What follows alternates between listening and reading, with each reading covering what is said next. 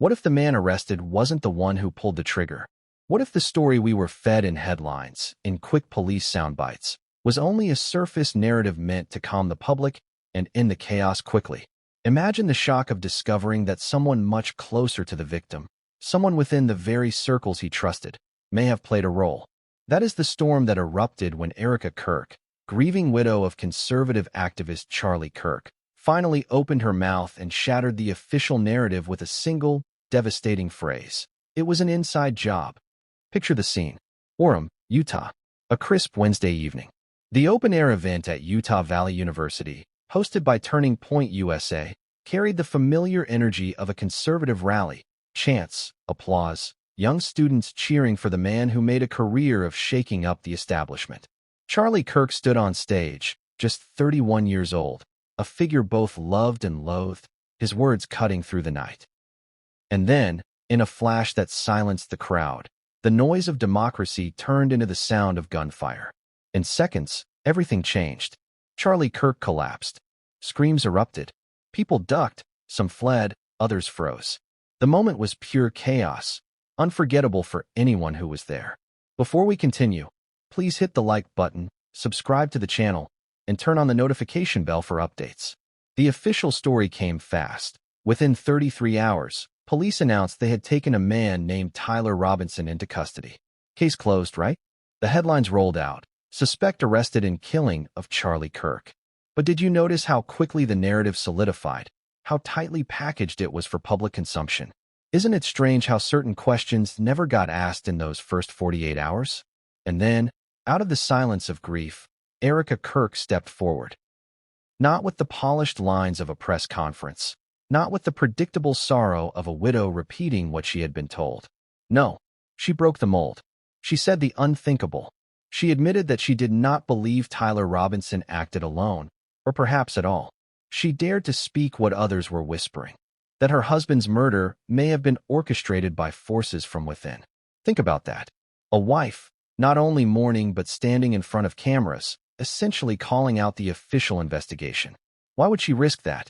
Why would she put herself at odds with police, media, and political allies unless she was absolutely certain? Unless she had seen or heard something that shook her to her core. And here's the part that should make every one of us sit up. Charlie Kirk wasn't just any activist. He was a co-founder of Turning Point USA, a polarizing figure whose influence stretched into universities, politics, and media. He made enemies. He ruffled feathers. He challenged power structures on the left, but also sometimes within the right. In that world, betrayal isn't just possible, it's almost expected. Could Erica have realized that the man she loved was targeted not by a random lone wolf, but by someone who benefited from his absence? Close your eyes for a moment and replay the scene of the shooting in your mind. The crowd, the stage, the shooter's line of sight. How is it possible for someone to get that close in the first place? Security at events like these isn't amateur hour. They're planned. They're rehearsed. If there was a breach, it means either someone failed catastrophically or someone allowed it to happen. Doesn't that question alone make you wonder? But here's the twist. While the cameras zoomed in on Tyler Robinson being led away in cuffs, Erica's words tore a hole in the entire facade. If it truly was an inside job, that means Robinson is either a scapegoat, a distraction, or perhaps a pawn used to cover tracks. And that changes everything we thought we knew. Do you see the cracks forming? Do you feel the tension of a narrative that no longer fits neatly together? This is why Erica's confession matters. Because if she's right, it's not just about justice for her husband. It's about exposing a web of lies, about uncovering betrayal from within. It's about questioning institutions that we are told to trust. Now ask yourself, why was her admission buried so quickly in most mainstream coverage? Why did her statement vanish into the ether, reduced to whispers on alternative platforms, while the big outlets repeated suspect in custody over and over like a mantra? If truth was clear, why silence the widow?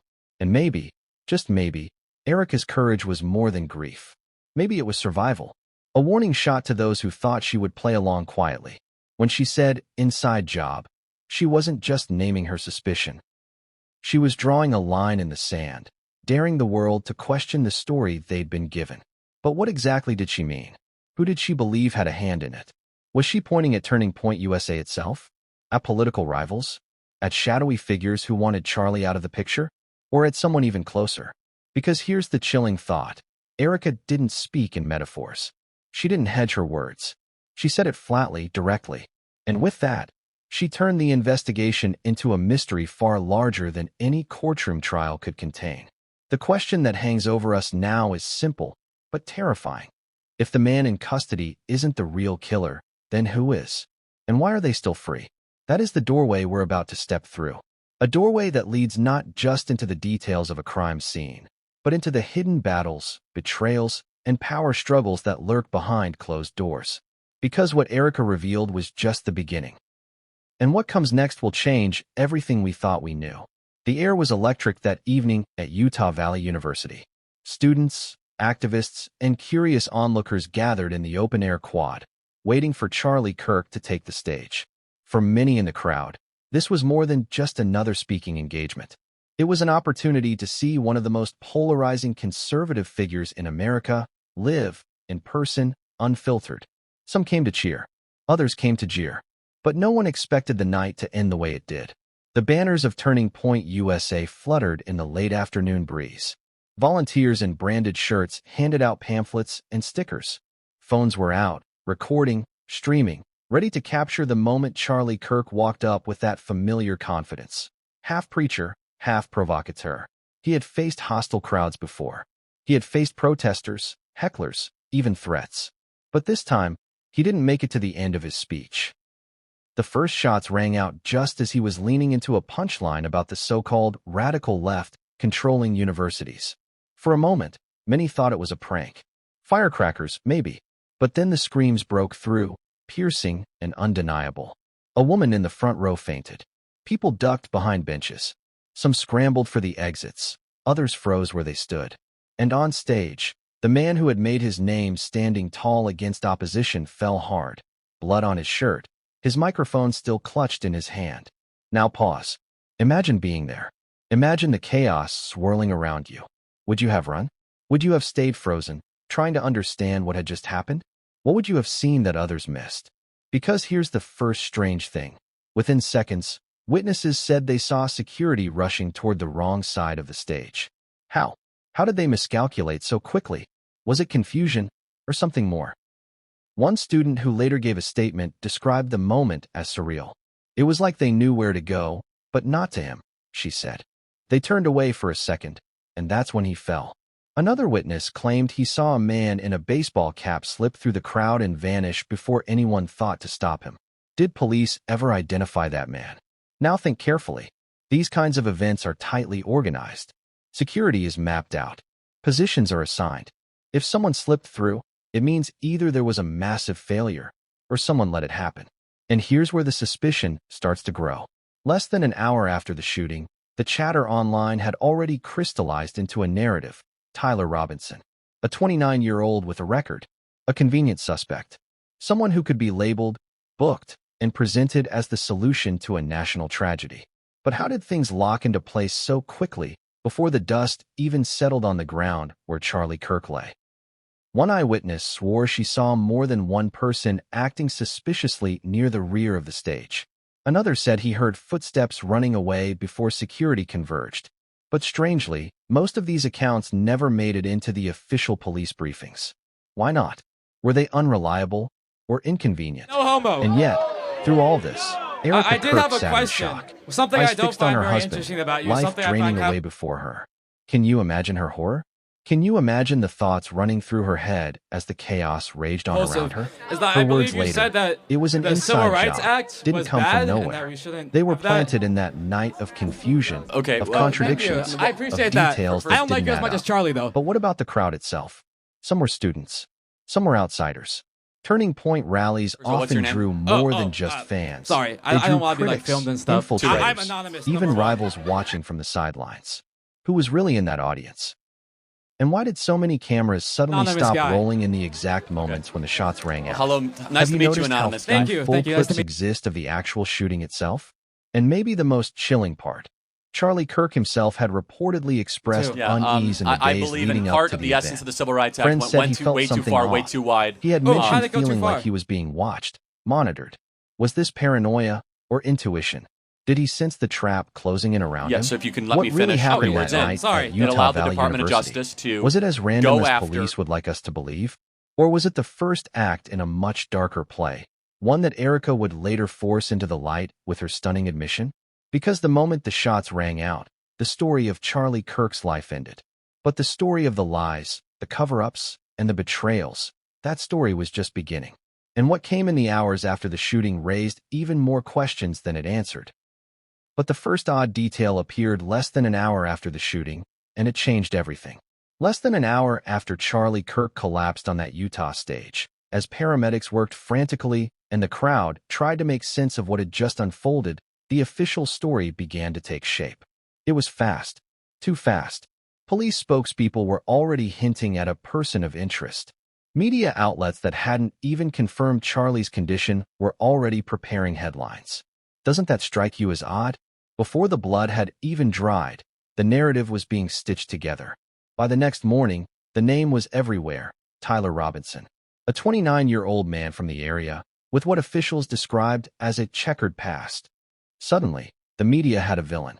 The photo of Robinson being escorted in cuffs spread like wildfire. Law enforcement congratulated themselves for a swift arrest. Journalists parroted the line that justice was on its way. But pause for a moment. Think about the timeline. Robinson was taken into custody 33 hours after the murder. Do you realize how astonishingly quick that is for a case of this magnitude? Normally, high-profile investigations of political figures are messy, drawn-out affairs. Police comb through hours of surveillance footage, sift through conflicting eyewitness reports, track down leads that often go nowhere. But in this case, the case of a nationally known activist shot in front of hundreds of witnesses, it was as if the answer was ready-made. They had their man. But did they? Or did they just have a name that worked? Let's rewind. The official timeline said Robinson was tracked down using surveillance and anonymous tips. Yet multiple eyewitnesses insisted the shooter fled in a direction that didn't match Robinson's alleged path. Others claimed they saw more than one suspicious figure that night. None of this made it into the press briefings. Isn't it strange how details that didn't fit the clean story were erased? Even the descriptions of the shooter varied wildly. Some said tall, some said short, some said light clothing, others swore it was dark. That kind of chaos is normal in traumatic events. But what isn't normal is how quickly police and media latched onto one version of the story and never let go. If conflicting reports existed, and they did, why weren't they pursued? Why was every irregularity brushed aside the moment Robinson's name entered the picture? Then there's Robinson himself. What motive was offered? Officials vaguely mentioned mental instability and anger at Kirk's politics. Convenient, isn't it? A troubled man, a conservative lightning rod, a neat little package for the public to consume. But ask yourself, do you believe Robinson had the resources, the planning, the ability to breach security and carry out a shooting in front of such a large crowd? Or does that sound more like someone being painted into a role after the fact? And here's another point. Have you ever noticed how the media framed the story of Robinson's arrest? It wasn't about evidence. It was about closure. Headlines didn't scream, investigation ongoing. They screamed, killer caught. The subtle difference is everything. It's the difference between truth-seeking and narrative control. Meanwhile, in the Kirk household, Erica's silence was deafening. While the world debated Robinson's guilt, she stayed quiet. Too quiet. Friends said she was reeling, devastated, but also cautious. When she finally spoke, when she broke that silence, she didn't echo the official line. She didn't say, "Thank God they caught him." She didn't say, "Now I can grieve knowing justice will be done." Instead, she shattered the illusion. She admitted she believed her husband's murder was an inside job. Think about the weight of that for a moment. A grieving widow, standing against the machinery of law enforcement and media, essentially calling their narrative a lie. What would compel her to do that? Anger? Yes. Grief? Certainly. But also something else, knowledge. She had seen or heard things the rest of us hadn't. She had lived beside Charlie long enough to know his fears, his enemies, his suspicions. And if Erica was right, then the official narrative was worse than a lie. It was a cover, a smokescreen designed to protect the real architects of the murder. So the question becomes, who benefited from Robinson being the face of this crime? Who gained from having a troubled man to point to? rather than digging deeper into internal politics, financial disputes, or betrayal within Turning Point USA. Because if the wrong man is in custody, then the right people are still free. And that realization makes Erica's words even more explosive. Because when she finally opened her mouth, when she finally broke her silence, it wasn't just a widow grieving. It was a whistleblower tearing the official story to pieces. But what triggered her? What made her break rank with the narrative being pushed by everyone around her? That's where we turn next. Because Erica Kirk's first reactions, the ones she tried to hold back, the ones she let slip only in fragments, contained clues no one can afford to ignore. She stood there, eyes hollow, face pale, lips pressed together as though holding back something unspeakable. In those first days after Charlie's death, the world expected Erica Kirk to behave exactly as any widow would, broken, grieving, and clinging to the official story for comfort. Instead, she did the opposite. She waited. She measured every word. And when she finally let pieces slip, they weren't words of closure or gratitude toward the authorities. They were fragments of suspicion. But let's rewind to those raw first hours. After the shooting, as Charlie lay in a hospital bed where doctors couldn't save him, Erica reportedly refused to speak publicly. While Turning Point USA issued carefully crafted statements about a senseless act of violence and a lone attacker, Erica remained silent. Days went by, and the media speculated. Why wasn't she saying anything? Why wasn't she praising law enforcement? Why wasn't she mourning openly like the script dictated? Because she knew something was off. A friend close to the family later revealed that Erica's first private words weren't about Robinson at all. They weren't about anger toward the suspect in custody. They were about confusion, about betrayal. "This doesn't feel right," she whispered more than once. "It doesn't add up." Now let's ask the uncomfortable question. What doesn't add up? First, her husband had security. Not just any security, organized, rehearsed, professional.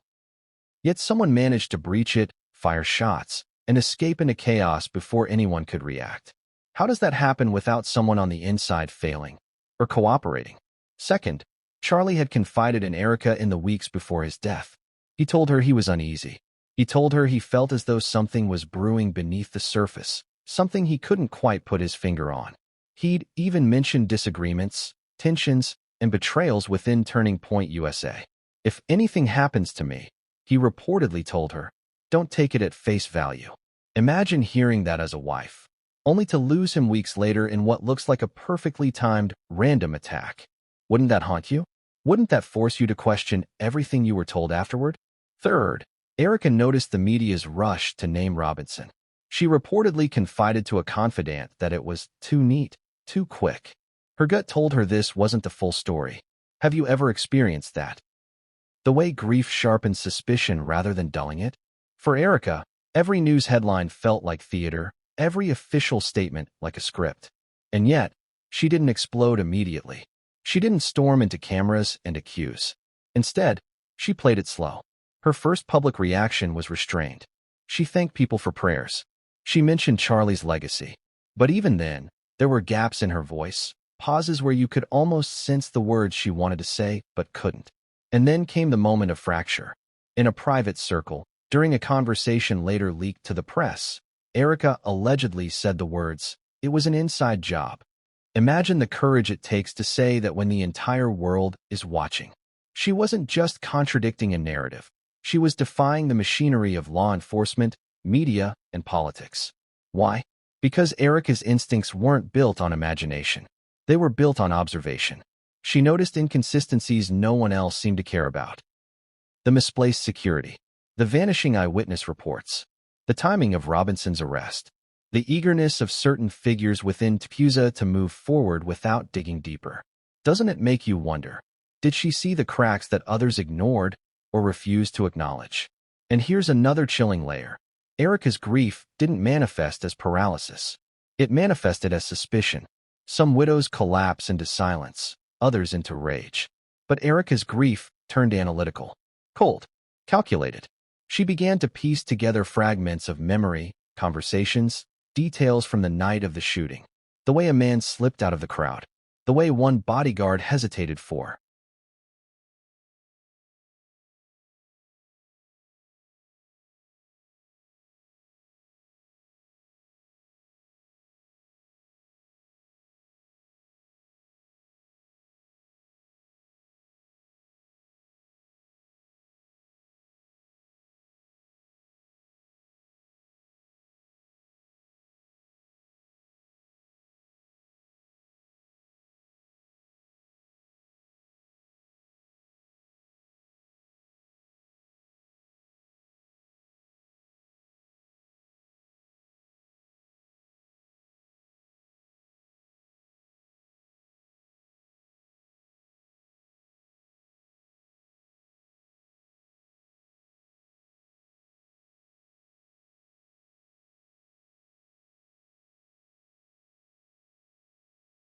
She told a confidant.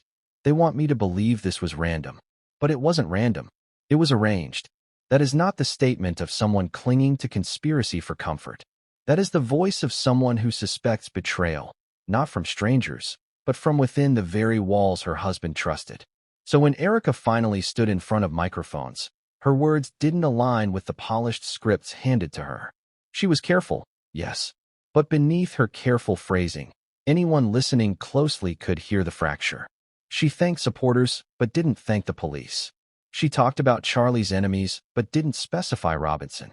And in one unguarded moment, her voice broke as she said, "This wasn't supposed to happen like this. Not this way. Not this way." Doesn't that send chills down your spine? A widow who knows the difference between tragedy and betrayal. A woman who, even in her darkest grief, couldn't bring herself to endorse the narrative placed in her lap. And that brings us to the tipping point. Because when Erica finally spoke plainly, when she admitted she believed it was an inside job, she wasn't just making an emotional outburst. She was confirming what she had suspected from the beginning. But who exactly did she mean? Who was inside? And what did she know that gave her the courage to say it out loud? Because when she finally broke, the words stunned everyone. The room was silent when she said it. Not the silence of respect, not the silence of grief, the silence of shock. A silence so heavy you could hear the weight of her words drop like a stone into the middle of the carefully crafted narrative. Erica Kirk, widow of Charlie Kirk, had just detonated the storyline that officials, media outlets, and political figures had spent days stitching together. It wasn't him, she whispered, her voice trembling but firm. This was an inside job. You could almost feel the air shift. The cameras blinked, journalists froze, aides shifted uncomfortably in their seats. A grieving widow is supposed to nod along with the authorities, to thank them for swift action, to channel sorrow into safe, approved talking points. But Erica? She lit a fire. And once those words escaped her lips, there was no going back. Ask yourself, what would drive her to say that? Was it reckless grief? Or was it a calculated act of defiance? A choice to break the wall of silence and expose what she already knew? Let's remember, Erica wasn't just a bystander to Charlie's world. She was his closest confidant. She heard the late-night calls, the whispered fears, the names he mentioned when the cameras weren't rolling. She lived inside the political machine that was Turning Point USA. She saw its rivalries, its fractures, its financial chess games. She knew the difference between a random act of violence and a targeted strike. So when she looked into the cameras and rejected the story of Tyler Robinson, she wasn't pulling a theory out of thin air. She was pointing a trembling finger at something much bigger, something darker, something that meant betrayal came not from outside, but from within. Consider the magnitude of her statement. She wasn't saying Robinson had help. She wasn't saying the investigation was sloppy. She was saying the very institutions claiming to seek justice were lying. That the truth was being hidden. That someone close, someone trusted, had arranged the death of her husband. Do you understand how dangerous that is to say out loud? And here's the detail most missed. Erica's words weren't delivered in rage. They weren't screamed or spat out. They were delivered in that quiet, almost broken tone of someone who has seen too much. And often, it's the quiet admissions that carry the most devastating weight. Immediately, backlash began. Some accused her of being unstable, of grieving irrationally. Others dismissed it as conspiracy talk. But think about it. Isn't that exactly how institutions neutralize inconvenient truths? Label them as emotional. Frame them as hysterical. Sweep them aside as grief-driven ramblings. But Erica wasn't rambling. She was planting a seed of doubt in every person listening. And that seed grew quickly. Online forums exploded with questions. Why was security so thin? Why were eyewitness accounts inconsistent? Why did the arrest happen so quickly, so neatly? People who had accepted the official narrative began replaying the footage, combing through timelines, dissecting Erica's words. Her statement, short as it was, cracked open the door. But who was she pointing at? Who was inside? Was it Turning Point USA itself, a movement Charlie co-founded, but which had recently been riddled with infighting and financial disputes? Was it political rivals who stood to benefit from his absence? Was it someone in law enforcement, feeding a false story to the media? Or was it closer than anyone dared to imagine? Someone Charlie trusted in his own circle? The chilling part is that Erica never clarified. She never named names. But maybe she didn't have to. Maybe she knew that saying the words was enough to unleash the hunt, to send people looking in directions they had been ordered not to. And ask yourself this. If Erica truly believed the official story, wouldn't she have echoed it? Wouldn't she have thanked the police for catching Robinson? Wouldn't she have leaned on the comfort of justice being served? Instead, she risked everything, her credibility, her safety, even her relationship with Charlie's allies, to say something so inflammatory that it could not be ignored. That doesn't come from confusion. That comes from conviction. Her admission changed the stakes. Suddenly, this wasn't just about solving a crime. It was about exposing a cover-up. It was about uncovering rot at the heart of the machine Charlie had built his career around. And if you listen closely to how she framed it, her words didn't just accuse. They challenged. They dared investigators to look deeper. They dared the media to ask harder questions. They dared the audience, you and me, to wonder what else we were being lied to about. But here's the most haunting part. The moment Erica spoke, she became a threat. To whoever orchestrated Charlie's death. To whoever benefited from the quick arrest of Tyler Robinson. To anyone who needed this story wrapped neatly in a bow. A grieving widow turned whistleblower is not supposed to exist. And yet, there she was, shattering the silence. But who, exactly, was she pointing the finger at? That's the question that lingers. That's the question that keeps the powerful awake at night. Because Erica didn't just throw suspicion into the air, she aimed it like a weapon. And the silence from those who should have responded? That silence might be the loudest clue of all. Tyler Robinson. That's the name that plastered every headline, every cheering, every breaking news alert in the hours after Charlie Kirk's murder. A grainy mugshot. A quick bio sketch. Words like unstable, troubled past, anti-Kirk. Within 33 hours, the narrative was sealed. This was the man who pulled the trigger. Case solved. But wasn't it too neat? Too fast? Too convenient? Look at how Robinson was packaged for public consumption.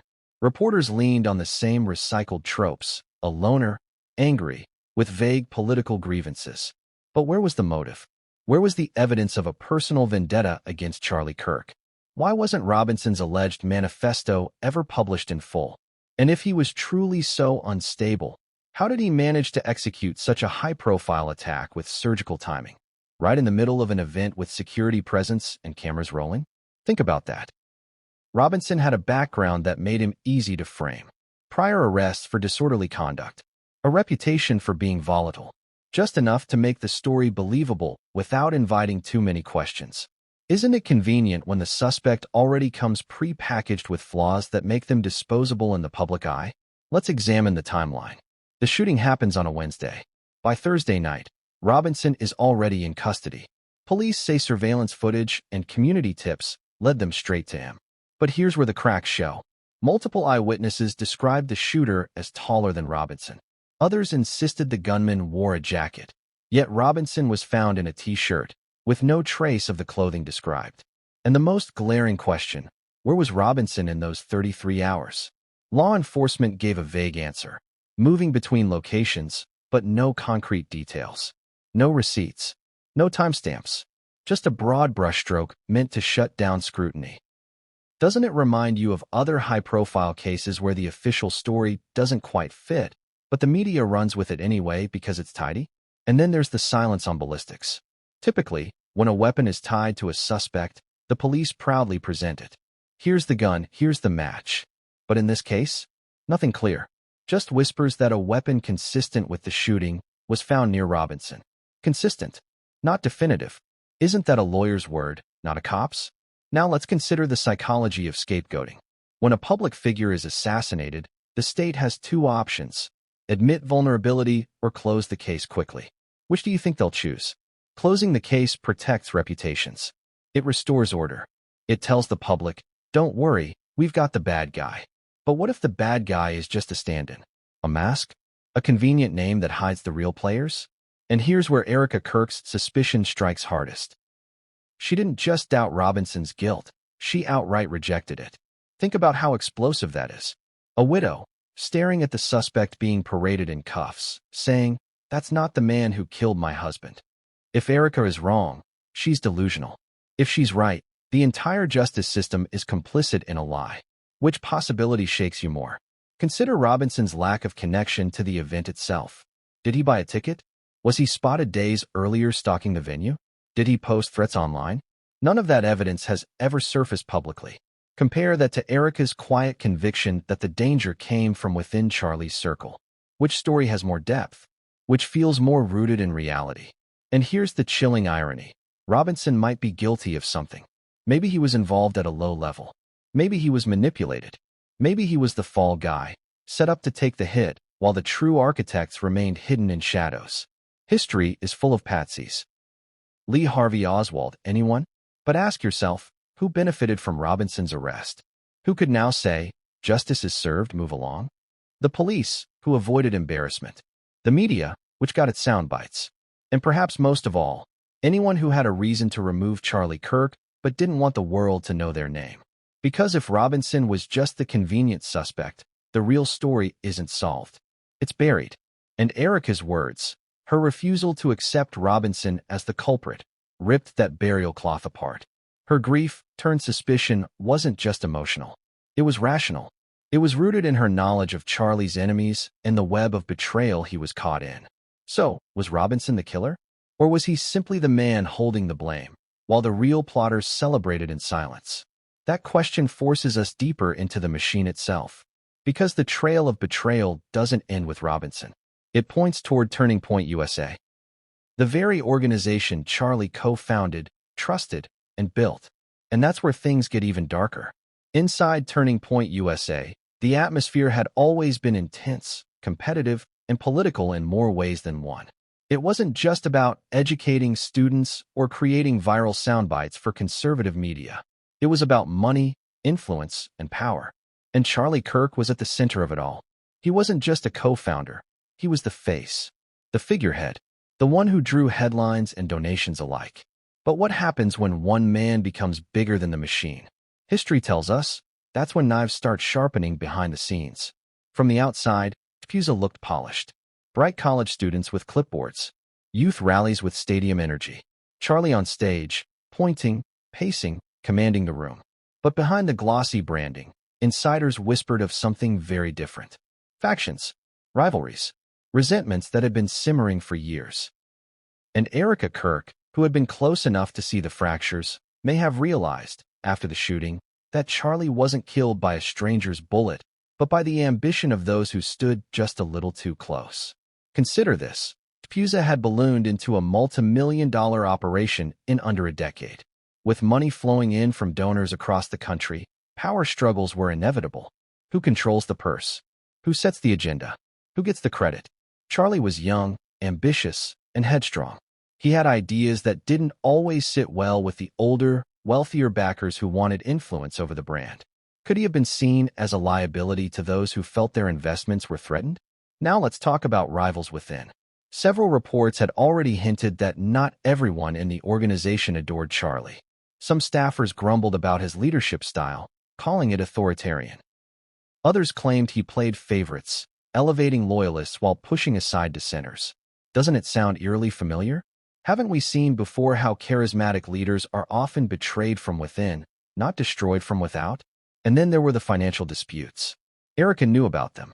She had watched Charlie grow increasingly frustrated with donor expectations. Rumors circulated that millions of dollars in donations were being diverted, mismanaged, or funneled into projects Charlie never approved. Could his death have been a convenient way to silence the loudest voice asking uncomfortable questions? Let's pause here. Imagine being Erica. Imagine sitting in boardrooms, hearing the tones shift when Charlie left the room. Imagine noticing the subtle changes, the donors who once adored him becoming colder, the staffers whispering in corners. Wouldn't that leave you with an uneasy feeling? So when Charlie was killed, is it any wonder that Erica's mind immediately drifted toward betrayal, not randomness? Here's another piece that raises eyebrows. Internal documents suggest that some within TPUSA had already started drafting strategies for a post-Charlie era. Think about that. Before the man was even gone, people were envisioning his absence. Now ask yourself, was that coincidence or premonition? But betrayal isn't always financial. Sometimes it's ideological. Charlie was a lightning rod. Yes, but he also clashed with parts of the conservative establishment. He was pushing Tpuza into new, riskier territory, openly courting controversy to fuel momentum. To some, that was brilliance. To others, it was recklessness. Could his boldness have made him too dangerous to the movement's survival? Was his death seen as a way to save the organization from itself? And this brings us back to Erica's words. When she called it an inside job, was she thinking of Robinson? Or was she thinking of the donors, the board members, the insiders whose smiles masked daggers? Because who had more access to Charlie than his own team? Who knew his schedule, his vulnerabilities, his routines? Who would have known how to strike at the exact moment when security was weakest? Here's the chilling thought. Charlie was surrounded by people he believed were allies. Yet in the hours before his death, he reportedly told Erica he felt uneasy, like he couldn't trust everyone anymore. Was that paranoia? Or was it the intuition of a man who sensed the walls closing in? Remember this. Most assassinations throughout history weren't orchestrated by strangers in the shadows. They were enabled by insiders. Julius Caesar fell not to foreign enemies, but to senators who sat beside him. Leaders rise, but often fall, by the hands of those they once called friends. So ask yourself, in a multi-million-dollar empire like Tpuza, where egos clash and ambitions run wild, is it really so unthinkable that someone inside the tent had the most to gain from Charlie Kirk's downfall? Because one name, one figure, kept resurfacing in the whispers. A name Erica never said out loud, but one she couldn't escape. And when that name finally came into focus, it painted a picture far darker than anyone was prepared for. Power. That's what it always comes down to. Not ideology, not loyalty, not even friendship. At the heart of every movement, every organization, every empire, power sits at the center like a throne, and around it, people claw and scramble for control. Turning Point USA was no different. Charlie Kirk wasn't just a face on a poster. He was the movement. Donors wrote checks because of him. Students showed up because of him. Media outlets booked him because of him. And when one man becomes the lifeblood of an empire, there are only two outcomes. Either he consolidates power and becomes untouchable, or those closest to him decide he's too dangerous, too powerful, and must be removed. Which path do you think Charlie was on? Behind the curtain, the rivalries within Tpuza were no longer whispers. They were battles. Some insiders felt Charlie was hogging the spotlight, leaving no room for others to rise. Others felt he was reckless, dragging the brand into controversies that could cost millions in donor money. One insider described the atmosphere as a pressure cooker ready to explode. Now think about this. Erica Kirk, in the weeks before her husband's death, reportedly noticed strange shifts. Phone calls that ended abruptly when she entered the room. Meetings that Charlie wasn't invited to. Donors quietly pulling back from projects he cared about. Doesn't it sound less like a family and more like a coup in the making? The question isn't whether Charlie had enemies inside Tpuza. The question is, which of them had the most to gain from his absence? Follow the money. After his death, certain individuals within the organization suddenly rose to prominence. Media slots that were once Charlie's were handed to new faces. Donor connections that he cultivated were rerouted. Entire campaigns shifted direction, as though a plan had already been waiting in the wings. Ask yourself, can an organization pivot that quickly without preparation? Or was the machinery already in place, ready to run the moment Charlie was gone? Now let's talk about betrayal on a personal level. Charlie trusted people within Tpuza like family. He broke bread with them, strategized with them, fought alongside them. But history is brutal. Betrayals almost never come from enemies outside. They come from the people closest to us. Think of Julius Caesar. Think of Abraham Lincoln's inner circle. Think of corporate titans ousted by their boards. It's not strangers in the shadows. It's insiders with ambition. And Erica's quiet words, inside job, were more than a suspicion. They were an arrow aimed directly at this truth. She knew Charlie's enemies weren't faceless. They had names, titles, offices within the very organization he built.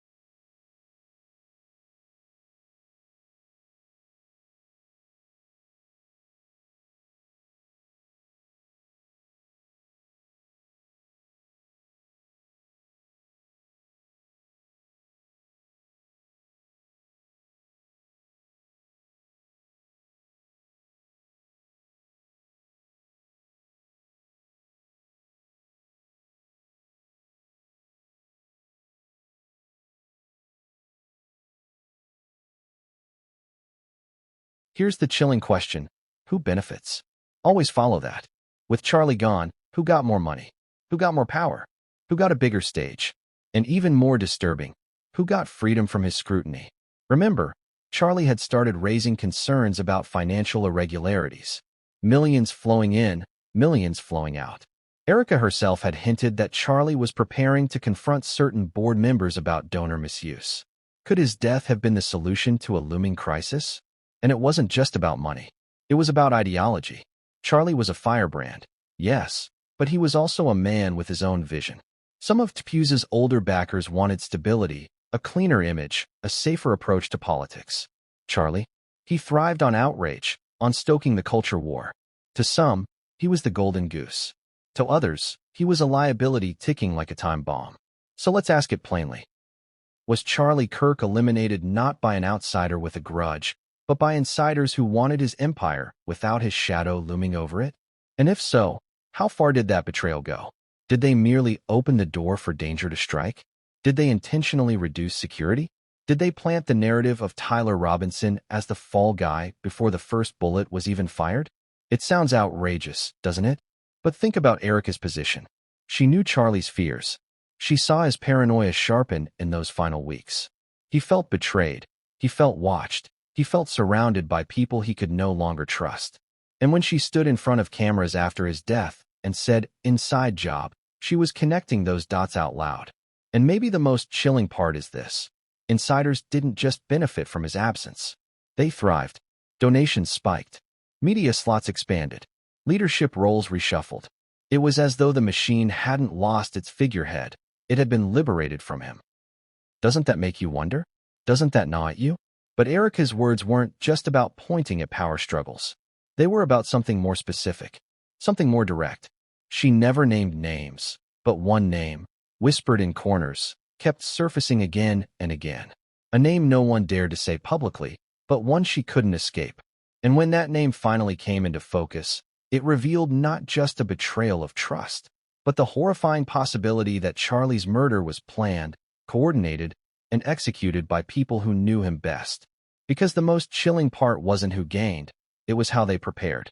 Security. That's supposed to be the invisible wall between a public figure and danger.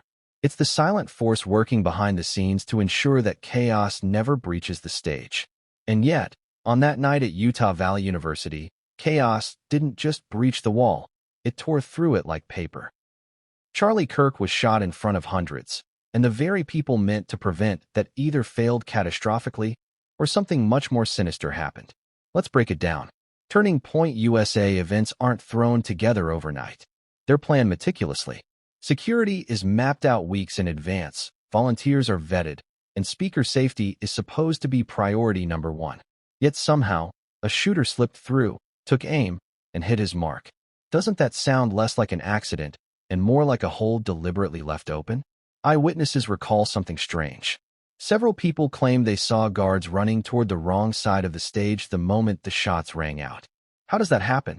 Was it confusion in the chaos, or were they intentionally misdirected? One student described it as like they rehearsed the wrong play. Another said she saw a man in a baseball cap vanish into the crowd, yet no official report ever mentioned him. Why? And then there's the glaring absence of security footage. In an age where everything is recorded, where cameras cover every angle of public events, why have we seen so little from that night? Where are the full tapes? Why were only small clips released, carefully trimmed, carefully timed? If this were truly a straightforward case, wouldn't officials have flooded the public with evidence to prove Robinson's guilt? Instead, what we got were fragments, leaving more questions than answers. Here's a question for you. Who was in charge of security that night? Was it local police? Private contractors? Turning Point USA's own team? And who gave the orders? Because whoever signed off on that setup either dropped the ball catastrophically or set the stage for Charlie's assassination. Consider this. Some reports suggest that certain guards who normally flanked Charlie at events weren't there that evening. Substitutes filled in. Isn't that curious? Why switch out a trusted team for unfamiliar faces at a high-profile rally? Was it coincidence, or was someone ensuring that the right gaps were in place? And Erica noticed. In the aftermath, she reportedly told Confidants she didn't recognize some of the faces near the stage that night. Security personnel who weren't part of the usual rotation. Think about that. If she, as Charlie's wife, spotted unfamiliar people in positions of authority, why weren't their names publicized? Who put them there? Then there's the issue of the metal detectors. Attendees later said not everyone was screened. Some lines were waved through. Others were told the machines had technical problems. Convenient, isn't it? Machines fail, guards are distracted, and somehow a weapon makes it through. Was it incompetence or design? And here's the detail that gnaws at the edges of the story. Within minutes of the shooting, authorities were already framing it as the work of a lone gunman. How could they know that so quickly? Unless they already had a suspect lined up. Unless the narrative had been prepared before the blood even hit the pavement. Now imagine being Erica, sitting there, holding her husband's hand as his life slipped away, while replaying the scene in her head. The guards running the wrong way. The stranger disappearing in a baseball cap. The gaps in the perimeter. The uneasy feeling that none of this was accidental. Is it any wonder that when she later said, "inside job," she was thinking of those very details? And here's the chilling part. If it was an inside job, then security wasn't just negligent, it was complicit. Someone had to open a door, look the other way, or plant the right people in the right spots. Someone had to make sure the breach happened. That means betrayal from the inside wasn't a possibility. It was a necessity. But why hasn't anyone blown the whistle? Why haven't guards stepped forward to say, yes, something was off? Maybe they're afraid. Maybe they've been silenced. Or maybe one of them already tried, and their testimony was buried. Because there are whispers of a witness. A single voice who claimed to have seen something that night. Something that contradicts the official story. A whistleblower who was told, firmly, never to repeat what they saw. And when you hear what that person allegedly witnessed, you'll understand why Erica's suspicions turned into conviction. Because one eyewitness saw something they were told never to repeat. Whistleblowers. They're the ones who see what they weren't supposed to see, who hear what wasn't meant for their ears, and who feel the crushing weight of a truth too dangerous to stay hidden. In Charlie Kirk's case, there was one, just one, who dared to step forward quietly, behind closed doors, to share what they witnessed that night. And what they said changed everything. This wasn't a conspiracy theorist on social media. This wasn't a college kid speculating in a forum. This was someone with direct access. Someone placed in the machinery of the event itself. Their job was simple: maintain order, watch the crowd, keep the stage safe. But what they saw didn't align with the official narrative. And when they tried to share it, they were met not with gratitude, but with a chilling warning. According to accounts later whispered to the press, this whistleblower insisted that the chaos around the shooting wasn't as chaotic as it seemed. They described moments that felt rehearsed. Guards who moved in unison, not toward the threat, but away from it. Radios crackling with codes that didn't match standard emergency responses. It was like some people knew exactly what was about to happen, the whistleblower allegedly said. And others were kept in the dark. Stop for a moment and let that sink in. If true, it means there were two realities unfolding that night. The staged chaos for the crowd, and the controlled execution for those in the know. But the whistleblower went further. They claimed they saw a man slip behind the stage minutes before the shots. Not Robinson. Someone taller, broader, wearing what looked like staff credentials. Credentials. Think about that. Access to the backstage area is tightly controlled. You can't just wander in. So how did this man move so freely? And why was his presence erased from official reports? The whistleblower tried to speak up. They filed an internal note, raising concerns. The response? A meeting with higher-ups who told them, in no uncertain terms, to forget what you think you saw. That phrase alone is haunting. Forget what you think you saw. Isn't that the language of a cover-up, not an investigation? And here's the kicker. The whistleblower claimed that in the hours after the shooting, calls were made between certain TPUSA staffers and outside contacts. Calls that never made it into police records. These weren't frantic, emotional calls of grief. These were calm, clipped exchanges. Planning, coordinating, cleaning up. And those calls lined up eerily with the timeline Erica herself began piecing together. So why hasn't this whistleblower come forward publicly? Fear. They were told, bluntly, that speaking out would ruin them. That their career, their safety, their family could be jeopardized. You don't want to be the next one, someone allegedly told them. Imagine hearing that, right after watching your organization's leader die in front of you. But the fact that their account even exists, whispered, documented, half-leaked, gives weight to Erica's words. She wasn't just grieving. She was echoing what others had already seen and feared. That this wasn't random. This wasn't sloppy. This was orchestrated. Now pause here. If one whistleblower saw rehearsed movements, suspicious credentials, and shadowy calls, how many others noticed similar things but stayed silent? How many guards, volunteers, or staffers replayed that night in their heads, realizing something was wrong, but decided it was safer to stay quiet? Doesn't it make you wonder what else has been buried? And think of Erica again. Imagine her hearing fragments of this whistleblower's story, then matching it to her own observations. The gaps in security, the off-key movements, the faces she didn't recognize. No wonder she broke the silence and called it what it was, an inside job.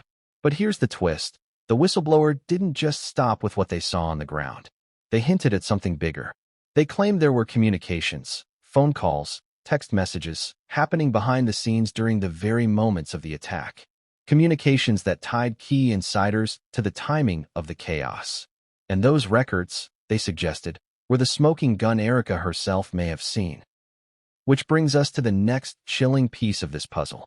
Because when you line up the timeline of those calls, the coincidences vanish. The picture becomes darker, sharper, undeniable. And when you see the timeline of calls that night, it gets darker. Phone records don't lie. People do. And on the night Charlie Kirk was shot, the digital trail left behind by calls and messages paints a picture far more sinister than the one officials presented. It's in those lines of data, the who, the when, the how often, that Erica Kirk reportedly found her most chilling confirmation. Let's start with what's public. Authorities admitted they reviewed call logs in the hours after the attack. They said they were standard investigative procedure and nothing unusual was found. But isn't that curious? How can nothing unusual be found when a high-profile assassination just occurred at a heavily attended, organized event? In fact, silence itself would be unusual. So what did they mean by nothing unusual? Was it truly nothing, or was it something too explosive to acknowledge? Whispers later emerged that Erica herself had access to fragments of these records, possibly through Charlie's phone, possibly through contacts sympathetic to her suspicions. What she saw wasn't random chatter. It was patterns. And patterns, unlike rumors, don't disappear when scrutinized. According to those whispers, at least 3 phone calls were made between Turning Point USA staff members and outside contacts in the minutes leading up to the shooting. Not after.